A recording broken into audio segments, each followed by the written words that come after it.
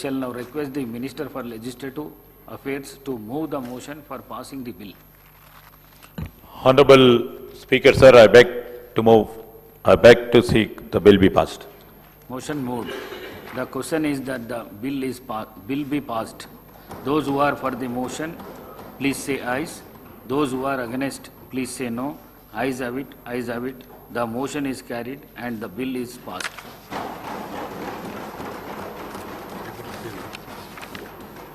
Urgent motions. Shri Eleti Maheshwar Reddy గారు మరియు ఇతరులు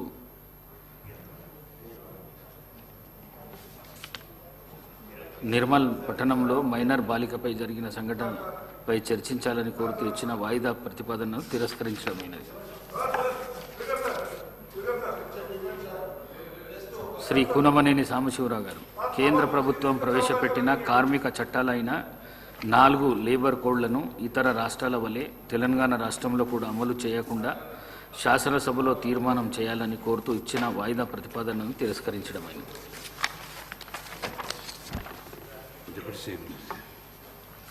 I request the Deputy Chief Minister to move the resolution.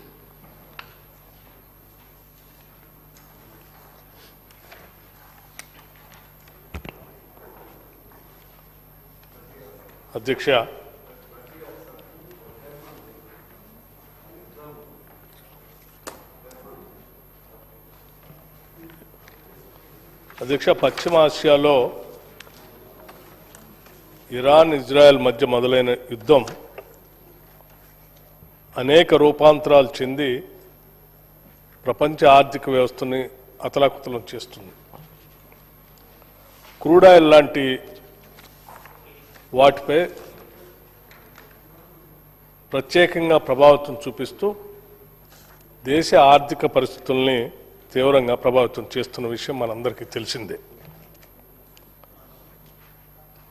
ఈ క్రూడ్ ఆయిల్ ప్రతి దేశ ఆర్థిక పరిస్థితులకు కూడా దీని ప్రభావం అత్యంత ప్రధానంగా ఉంటుందన్న విషయం మనందరికీ కూడా తెలిసినటువంటి అంశమే.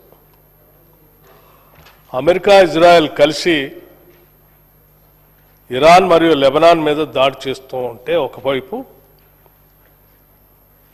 ఇరాన్ కూడా గల్ఫ్ మరియు మిడిల్ ఈస్ట్ దేశాల్లో ఉన్నటువంటి అమెరికాకు చెందిన డిఫెన్స్ స్థావరాలపైన టార్గెట్గా చేసుకుని దాడి చేస్తూ ఉంది.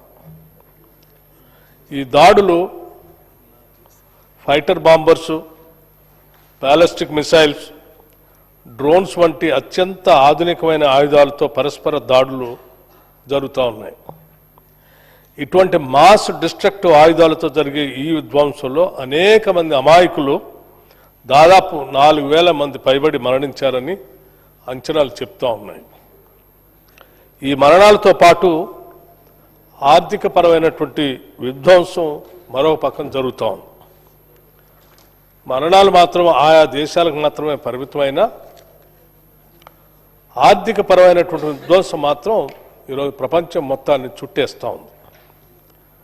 మరీ ముఖ్యంగా ఆసియా దేశాలకు మరింత ప్రమాదకరంగా ఈ యుద్ధం మారింది. అలాగే మన దేశం పైన కూడా తీవ్రమైనటువంటి ప్రభావం చూపిస్తూ ఉంది. ఈ యుద్ధం కనీసం ఇంతటితోనైనా ఆపకపోతే ప్రపంచ భవిష్యత్తు ఆందోళనకరంగా మారుతుందనేది స్పష్టంగా భావిస్తూ ఉన్నాం. ఈ యుద్ధం ఇలాగే కొనసాగినా ఆపకపోయినా ఇది 3వ ప్రపంచ యుద్ధానికి కూడా దారితీయవచ్చు. ఇది ప్రపంచ మానవాళికే మనుగడకే ఓ ముప్పుగా పరిణమిస్తూ ఉంది. ఇటువంటి అత్యంత ప్రమాదకర పర్యవసనాల దృష్ట్యా భారత ప్రభుత్వం చొరవ తీసుకొని యుద్ధాన్ని ఆపటానికి, ప్రపంచ శాంతిని నెలకొల్పటానికి తగిన చొరవ తీసుకోవాలని ఈ సభ ఒక కోరుతూ తీర్మానాన్ని ప్రవేశపెట్టడానికి I beg to move the resolution. పశ్చిమాసియాలో కొనసాగుతున్న యుద్ధం దుష్ఫలితాలు ఆ ప్రాంతంపైనే కాకుండా యావత్ ప్రపంచంపై తీవ్ర ప్రభావం చూపిస్తున్నాయి. ఇప్పటికే అనేక నగరాల్లో విధ్వంసంతో వేలాది మంది ప్రాణాలు కోల్పోయారు. అందులో చిన్నపిల్లలు, మహిళలు, విద్యార్థులు ఉండటం విచారకరం. అనాథాశ్రమాలు, పాఠశాలలు, ఆసుపత్రులపైన కూడా దాడులు జరగటం అత్యంత దురదృష్టకరం. గల్ఫ్ దేశాలపైన యుద్ధ ప్రభావం కనపడుతుంది. తెలంగాణతో పాటు మన దేశంలోని వివిధ రాష్ట్రాలు, కేంద్రపాలిత ప్రాంతాలకు చెందిన సుమారు 90 లక్షల మందికి పైగా భారతీయులు అక్కడ ఉద్యోగాలు చేస్తూ నివాసం ఉంటున్నారు. యుద్ధ ప్రభావంతో మన దేశానికి వచ్చే పెట్రోల్, డీజిల్, ఎల్పీజీ గ్యాసుల సరఫరాకు ఆటంకాలు ఏర్పడి ప్రజలు తీవ్రమైనటువంటి ఇబ్బందులు ఎదుర్కొంటున్నారు. ఫలితంగా ధరలు పెరుగుతున్నాయి, పలువురికి ఉపాధి కరువు అవుతుంది. యుద్ధం రోజు రోజుకు విస్తరిస్తూ 3వ ప్రపంచ యుద్ధానికి దారితీసే ప్రమాదం పొంచి ఉన్నది. ఏ కాలంలోనైనా యుద్ధం వినాశకారి. ఇది అపార ప్రాణ, ఆర్థిక నష్టాలు దారితీస్తుంది. కాబట్టి పశ్చిమాసియాల్లో జరుగుతున్న యుద్ధాన్ని ఖండిస్తూ దాన్ని తక్షణమే నిలిపివేసి శాంతి పరిడవెళ్లాలని ఈ సభ ఆకాంక్షిస్తుంది. ఈ విషయంలో భారత ప్రభుత్వం చొరవ చూపాలని కోరుతూ ఈ శాసనసభ ఏకగ్రీవంగా తీర్మానం చేస్తుంది. Resolution mood. ధన్యవాదాలు అధ్యక్ష.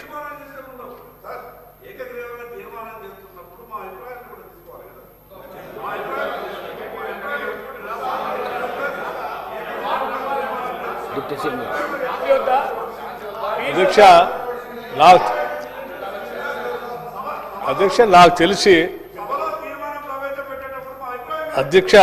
తెలిసి సభలో ఉన్నటువంటి బాధ్యత కలిగిన గౌరవ శాసనసభ్యులందరూ కూడా శాంతి కోరుకున్నటువంటి వాళ్లే, యుద్ధం ఆగాలని కోరుకున్నటువంటి వాళ్లే, మానవాళి మనుగడకు ముప్పు రాకుండా ఉండాలని కోరుకునేటువంటి వాళ్లే, ఎవరో మరణించకుండా ఉండాలని కోరుకునేటువంటి వాళ్లే, ముఖ్యంగా ఆ దేశాలకు సంబంధించిన ఆర్థిక వ్యవస్థ వినాశనం కాకుండా ఆ దేశాలకు ముందుకు పోవాలని కోరుకునేటువంటి వాళ్లే.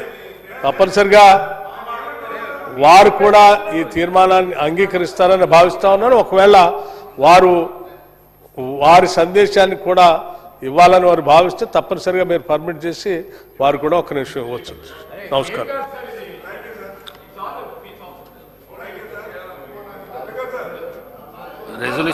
Resolution moved. The question is that the government resolution is before the House. Those who are for the resolution, please say ayes. Those who are against, please say no. Ayes have it. Ayes have it. The resolution is adopted.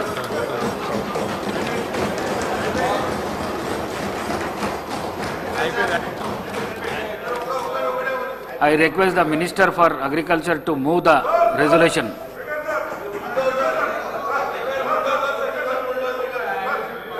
Agriculture Minister garu.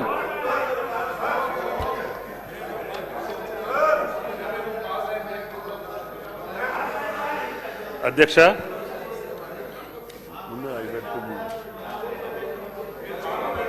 I beg to move resolution, sir, government resolution. ముఖ్యంగా వ్యవసాయ రంగంలో